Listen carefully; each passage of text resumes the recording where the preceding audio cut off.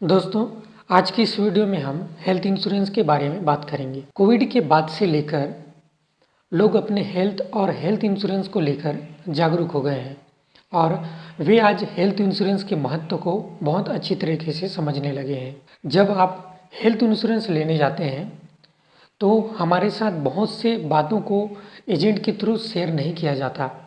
आज उन्हीं टॉपिक्स के बारे में हम इस वीडियो में डिटेल से बात करेंगे।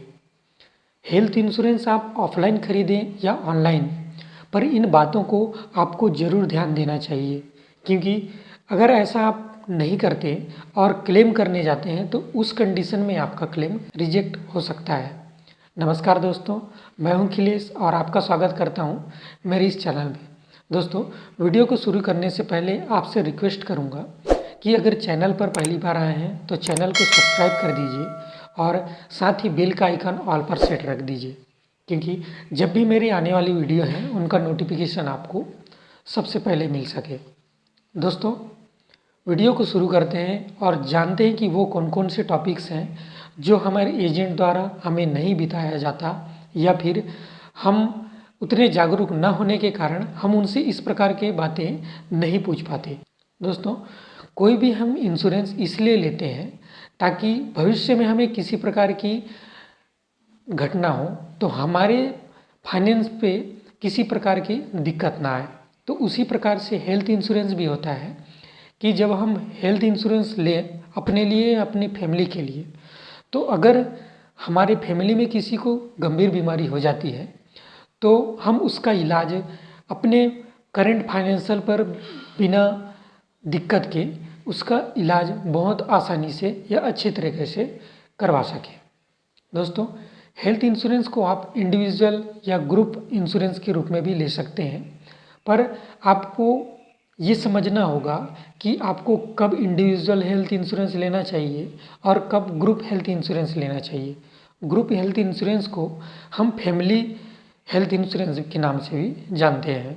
दोस्तों, इंडिविजुअल हेल्थ इंश्योरेंस हमें अपने फैमिली मेम्बर में उन व्यक्तियों के ले लेना चाहिए जो पहले से किसी प्रकार की बीमारी से पीड़ित है या उनका उम्र अधिक हो गया हो, उनके लिए आप इंडिविजुअल हेल्थ इंश्योरेंस पॉलिसी ले सकते हैं और ग्रुप इंश्योरेंस पॉलिसी आप बाकी मेंबर के लिए एक साथ ले सकते हैं।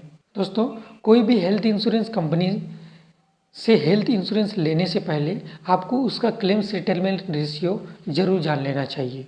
दोस्तों, अब हम जानते हैं वो कौन कौन से फैक्टर हैं या वो कौन कौन से बातें हैं जो हमारे इंश्योरेंस एजेंट या हमारे हेल्थ इंश्योरेंस एजेंट के द्वारा हमें नहीं बताई जाती। अगर हम हेल्थ इंश्योरेंस लेने जा रहे हैं तो हमें सबसे पहली बात ये हमें ध्यान में रखना चाहिए कि हम जिस कंपनी से हेल्थ इंश्योरेंस लेने वाले हैं वो हमारे सिटी के आसपास जितने हॉस्पिटल हैं उनमें उसका टाई अप है या नहीं, ये आपको ज़रूर चेक कर लेना चाहिए।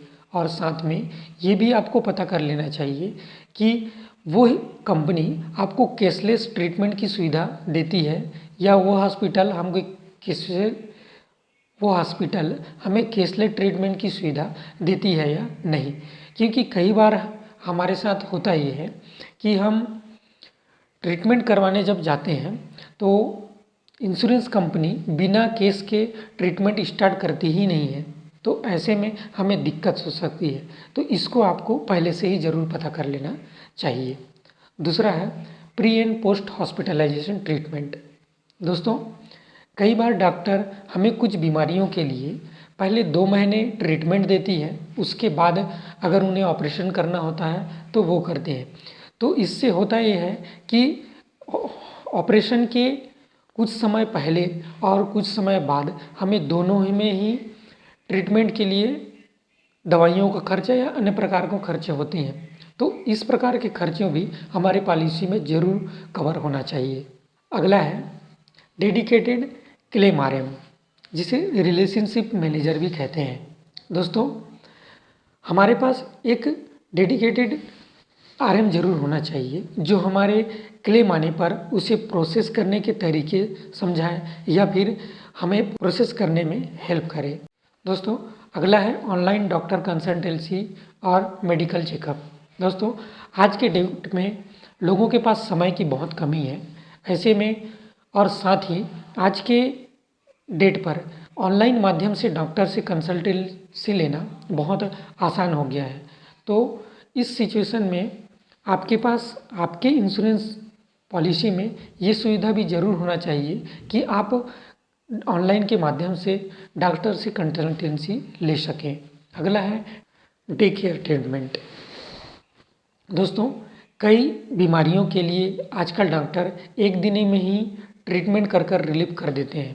पर होता यह है कि कई कंपनियां जब आप हॉस्पिटल में रात पर नहीं रुकते या एडमिट नहीं होते, उस कंडीशन में इस प्रकार के क्लेम को कंपनियां रिजेक्ट कर देती हैं। तो आपको ये ज़रूर देख लेना चाहिए कि आपके इंश्योरेंस पॉलिसी में इस प्रकार के ट्रीटमेंट को कवर किया जाता है या नहीं किया जाता है। दोस्तों, अगला है रूम रेंट कैपिंग। दोस्तों, कंपनियां जो है अपने रूम रेंट पे कैपिंग लगा दी होती है। इसे आप ऐसे समझ सकते हैं कि अगर आपने 3 लाख का हेल्थ इंश्योरेंस ले रखा है और कंपनी कहती है कि हम आपको पर डे 3,000 ही देंगे, जो आपके सम एश्योर्ड का 1% है। पर आजकल देखा जाए तो महंगाई के दौर में हॉस्पिटल जो हैं अगर उससे ज़्यादा चार्ज कर रही हैं तो आपको अपने जेब से पैसा देना हो सकता है। तो इस प्रकार की कैपिंग आपकी इंश्योरेंस पॉलिसी में नहीं होनी चाहिए। साथ ही अगर आप आईसीयू में भर्ती होते हैं तो इस कंडीशन में भी आपके साथ किसी प्रकार की कैपिंग नहीं होनी चाहिए। आपको पूरी फ्लेक्सिबिलिटी होनी चाहिए कि अगर आप बीमार पड़ते हैं तो आपको आईसीयू में भी जाना पड़े तो आप जो इंश्योरेंस पॉलिसी से ही कवर हो सके। दोस्तों, अगला है auto restore of sum assured. इसे हम एक एग्जाम्पल की मदद से समझते हैं। मान लेते हैं आपने जनवरी के महीने में अपने लिए एक हेल्थ इंश्योरेंस खरीदा 3 लाख रुपए का और अगले महीने आप एक गंभीर बीमारी से पीड़ित हो जाते हैं और उस बीमारी में आपके 2 लाख रुपए जो हैं उस बीमारी में आपके पूरे खर्च हो जाते हैं। तो इस कंडीशन में होता ये है कि आपका 1 लाख रुपए भी बचा, पर इसके बाद भी तो आप बीमार पड़ सकते हैं। तो ऐसे कंडीशन में अगली बार जब आप बीमार पड़े तो अगर उस बीमारी में अगर आपको ज़्यादा खर्चे की ज़रूरत पड़े तो आपके इंश्योरेंस पॉलिसी में ऐसा होना चाहिए कि आप अपने सम एश्योर्ड को बढ़ा सकें। अगला है एक्सीडेंटल इंजरी बेनिफिट। कई हेल्थ इंश्योरेंस पॉलिसी में एक्सीडेंटल से हुए इंजरी को कवर नहीं किया जाता। तो ये चीज़ आपको पता कर लेना चाहिए कि कौन से हेल्थ इंश्योरेंस पॉलिसी में एक्सीडेंटल इंजरी को कवर किया जाता है। अगला है ऑर्गन डोनर कवरेज। दोस्तों, कई बार हमारे किसी ऑर्गन का जब ट्रांसप्लांट होता है तो इसमें जो डोनर होता है उसको कवर नहीं किया जाता। तो ये भी आपको पता कर लेना चाहिए कि डोनर को भी आपके हेल्थ इंश्योरेंस पॉलिसी में कवर किया जाए। अगला है no claim bonus. No claim bonus क्या होता है कि अगर आपने हेल्थ इंश्योरेंस ले रखा है और उस पूरे साल में आप क्लेम नहीं करते तो अगले साल में उसके सम एश्योर्ड में बेनिफिट या फिर आपके प्रीमियम में डिस्काउंट, इस प्रकार की बेनिफिट हेल्थ इंश्योरेंस कंपनी देती है। तो ये परसेंटेज जो है अलग अलग कंपनी में अलग अलग होती है। तो ये आपको पता कर लेना चाहिए कि आपके इंश्योरेंस पॉलिसी में ये नो क्लेम बोनस जो है या नहीं। दोस्तों, इसके अलावा भी और बहुत से बातें हैं जो आपको हेल्थ इंश्योरेंस लेते समय ध्यान में रखना चाहिए, जैसे कि दांत का या आँख का अगर किसी प्रकार को आपको प्रॉब्लम होता है तो आपके हेल्थ इंश्योरेंस पॉलिसी में इसको कवर किया जाएगा या नहीं। और जैसे एम्बुलेंस है, ये सब कुछ को आपको अपने हेल्थ इंश्योरेंस के जो एडवाइज़र हैं उससे आपको पूछ लेना चाहिए। दोस्तों, आज का वीडियो अगर आपको अच्छा लगा तो वीडियो को लाइक कर दीजिए और इसी प्रकार की इन्फॉर्मेशनल वीडियो देखने के लिए मेरे इस चैनल पर बने रहिए। धन्यवाद दोस्तों, वीडियो के अंत तक बने रहने के लिए।